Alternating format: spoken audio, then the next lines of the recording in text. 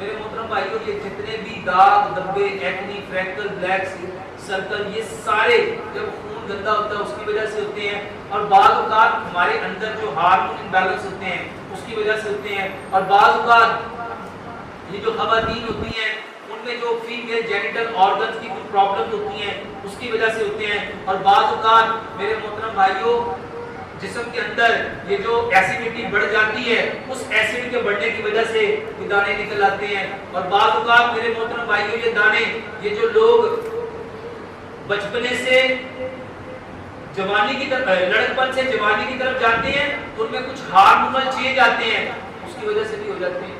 उसके बेशुमार असबाब हैं। इसका बेहतरीन इलाज क्या है? सिर्फ लंबा सजदा करो।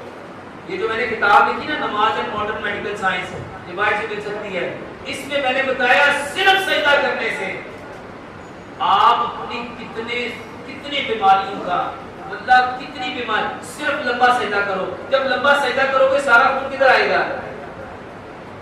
आपके फेस पे।